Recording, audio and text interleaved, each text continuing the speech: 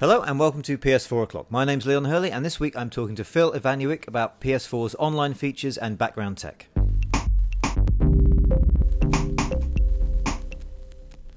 Hello, I'm here with Phil. Hello. And we're going to talk about, we've covered a lot of the games and the conferences and stuff. I think we'll talk about some of the technical stuff and just other bits and pieces to do with the PS4.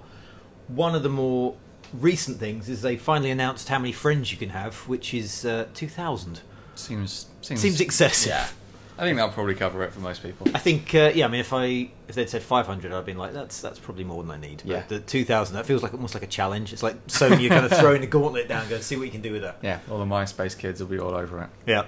But that was announced yesterday. Another thing they came along with that is that things like party chat, so the ability to kind of talk to your mates, will be free, along with services like Netflix and free-to-play games, so PlanetSide, Blacklight Retribution, which is good because they mentioned like PS Plus obviously is a paid-for subscription. You need that to access online games, but things that are free anyway will continue to be free. Yeah, which is quite nice. An important point. Yeah.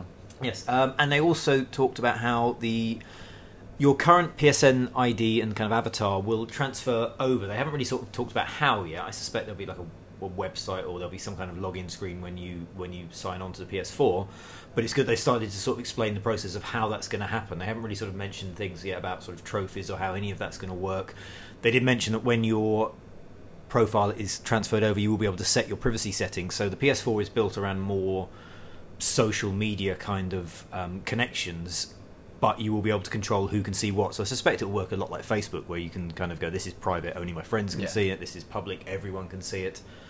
Yeah, that would make sense. Does that mean that I'm stuck with my horribly embarrassing PSN ID then? I think, well, no, because it will use real names.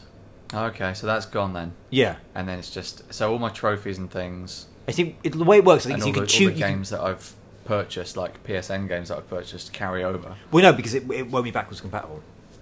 Even with PSN games? No, because they work on the cell, so yeah, that won't work. I mean, there may be ways of doing it with unlocking, Gakkai streamed stuff. Yeah, but yeah, the backwards compatibility is not a thing. That the architecture is too different.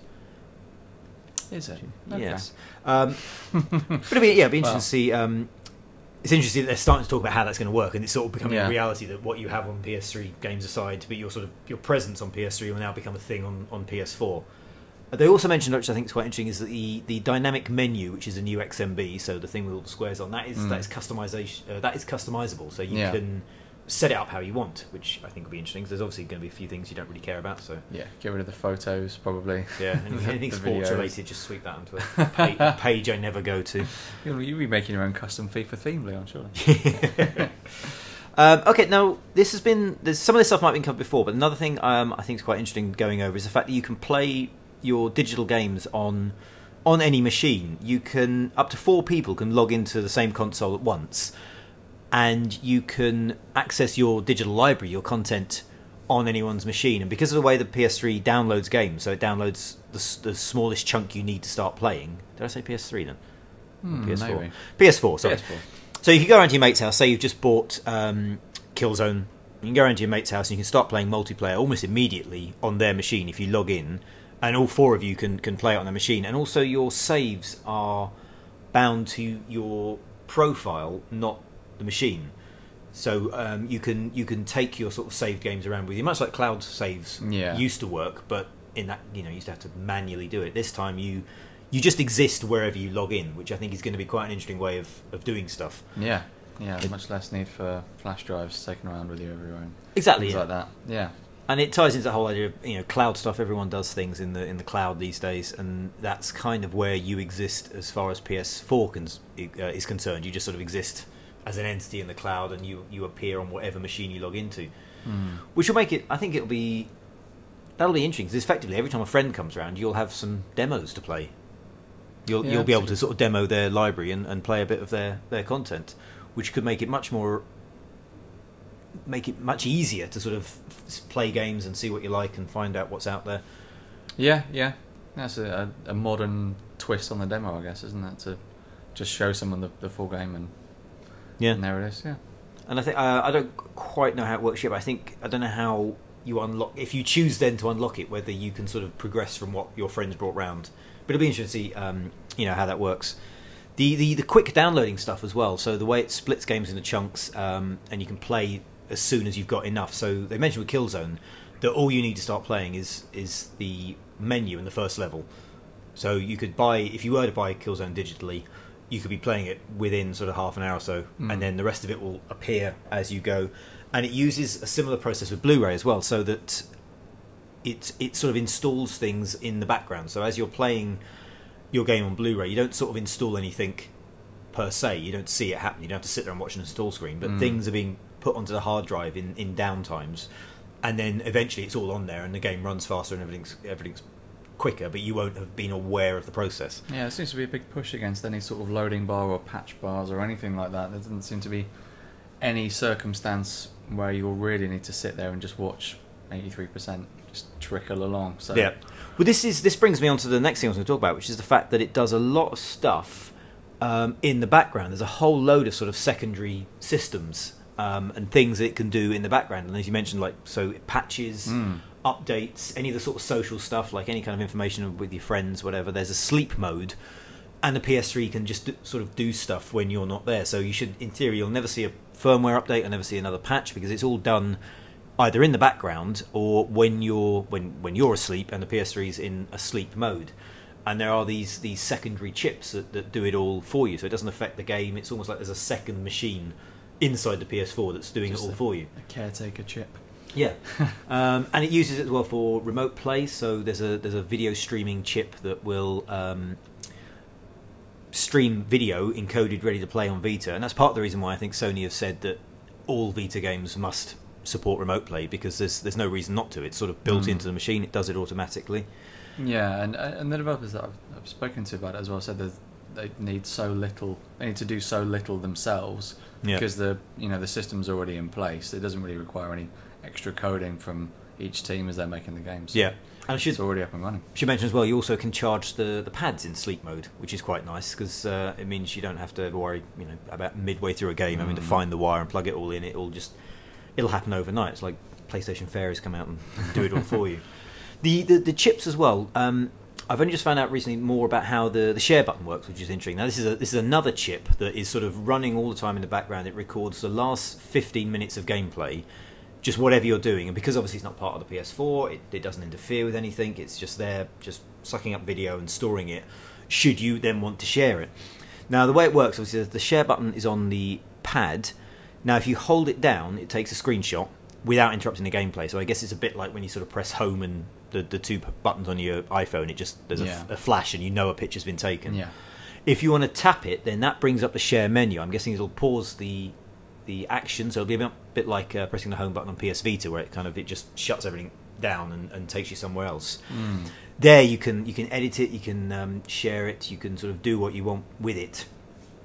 I wonder where that 15 minutes is stored, whether it's stored locally on the hard drive or whether it's stored in the cloud somewhere. Or... I think it's stored on the chip. I mean, they talk about there's this dedicated hardware encoder that continually records the last 15 minutes without taking any kind of processor resources, so it doesn't affect the game at all. I suspect it. There's just onboard storage, and there's always like a buffer basically. So there's always the last 15 minutes of video. Space for it. Yeah. But yeah, so if you hold the button down, it takes a screenshot, which.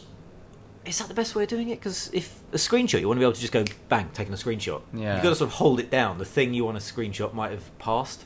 That's true. I wonder how long you've got to hold it down for. Yeah. But then tap it, brings up your menu. We saw a bit of the sort of the editing system. You set beginning and end, and then you can export that to... Well, they haven't actually clarified what you can export it to. In the PlayStation meeting, they exported the Killzone video to Facebook. But Twitch, I think, is the other thing they sort of talked about. There's no mention yet at all of YouTube, which seems like the logical output. Yeah, because, all this technology comes from OnLive and Gaikai, well, specifically Gaikai. And they were really, both of those were all about YouTube connectivity. Yeah. So you'd imagine that, the games like the Dirt games have a built-in export to YouTube button. So if one game can do it, you'd imagine that it wouldn't be too difficult for Sony to. I'm guessing it's a difference. Shake hands with YouTube and get something. I suspect there's a difference between one game or an entire piece of hardware, because that is quite a different kind of deal. Maybe YouTube just is worried about having just being flooded with accidental 15-minute videos of games. Well, yeah, I just imagine the first few weeks of PS4's launch will just be all sorts of terrible videos of just people running into walls and all sorts of stuff. Pause menus. Yeah. Another interesting thing with the streaming side of it, so that's sort of tied into the recording the video, the same sort of chip system lets you stream games, so that's the whole spectator stuff they talked about. So you can be watching other people playing with party chat, you can be talking, you can be giving help and advice. They've said again though that programmers can sort of put in commands that will let spectators be kind of dynamically involved in what's going on. One of the examples that came out developed was that if you were fighting an end of game boss and you were getting low on health, a spectator could activate a command that would give you a health pack. Which is going to be interesting, because that could be really well used by a clever developer, because then that makes the spectators part of the game. You imagine with something like a Dark Souls or something like that, where the spectators can influence what's happening in some way. I mean, you'd almost end up with a sort of a weird kind of almost Big Brother audience vote kind of thing. So does the health pack come from their game? Because you wouldn't just want like a freebie, would you? Because that would kind of really imbalance the game. You would want. I think that's going to be the interesting thing. Yeah, because I mean, I think basically what happens is that the player the spectator will have a way of influencing the game. Yeah.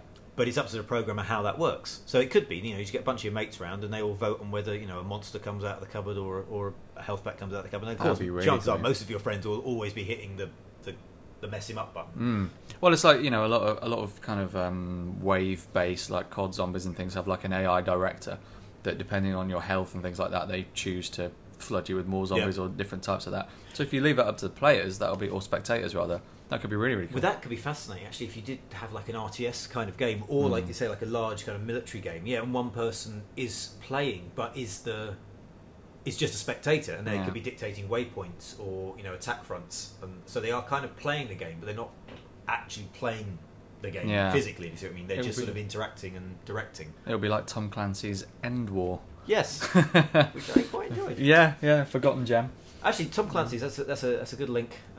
Very well done there. It's the next thing, the thing I'm most interested about is the second screen stuff, which seems to be picking up a lot of speed at the moment. There's going to be a PlayStation app, so that's for iOS and Android devices. So with that, you can browse your friend lists, you can check all your PSN stuff, you can buy things, and because of the background chips on the PS4, it'll start downloading stuff. So we could be here right now, go, I quite like the look of this demo, hit get, and then somewhere in our houses the PS3 wakes up and starts downloading and it's ready for us when we get home, which is lovely, very sort of Sky-like system. But there's also going to be a wealth of kind of companion apps that do different things. Ubisoft have been the most vocal with this so far. Assassin's Creed, the Crew. What's the racing game? Yeah, that's the Crew. The Crew, yeah. Watch Dogs all come with these sort of second screens. The most interesting of which is The Division. Yeah, that's got its own game. Basically, you can play as a drone, and the drone appears in the main game, and you control it from a tablet. But you can buff your players, you can attack other players, you can mark targets. So you're involved in the game on a second system. So it's kind of cross-platform play. Yeah. But they've given other examples. For example, like Assassin's Creed, you can use it as well as like managing your fleet and sort of managing resources. You can use it as a map. You can indicate kind of waypoints. So you can have it on your lap as you're sort of sailing the high seas and checking where you've got to go. Similar thing as well with Battlefield 4, which obviously isn't Ubisoft, but their whole battle log system is built through the second screen sort of idea. And that second screen could be your mobile, it could be a tablet, it could be another computer screen. And again, they've mentioned using it as a map to sort of direct people and sort of point out targets. But you can also check servers where your friends are. You can get your loadout ready, so you can plan a loadout while you're away, and then that loadout's ready as soon as you jump into a match. Yeah, that's good. I mean, I think that these are the ideas that are coming before the consoles even out. It's quite encouraging, because at the moment there have been attempts at companion apps on PS3 so far, but it's been nothing that really makes you think, I've really got to download that and I've got to have that going while my game's going. So I think it'll be interesting a couple of years' time what builds upon that. And the fact they're sort of quite kind of, they're not tying it just to PS Vita means it won't just be a sort of a novelty that if you have a Vita you can also have a map separately. they're going to make it available for everything, and I think that's interesting as well that Sony are being so open and kind of letting other technology in. Yeah, absolutely. Yeah, because historically it's not always been that way for console manufacturers. They've been quite closed platforms. Insular, yeah. And this is there's certainly a lot of controlling your PS4 from, as you say, on the bus on a different devices. Yeah, very new. Cool. Yeah, so there you go. Yeah. Free services are going to be free, things like chat and free-to-play games. You can have 2,000 odd friends. Your PSN ID and avatar will transfer over. Digital licenses will transfer to whatever machine you sign in on, so you can play your games anywhere. There's a lot of background stuff in the PS3, so remote play, sharing videos, downloading patches all happen when you're not there. And companion apps are on the way that will let you play games in interesting ways. If you want to know anything else about PS4, leave any comments and we'll try and answer them.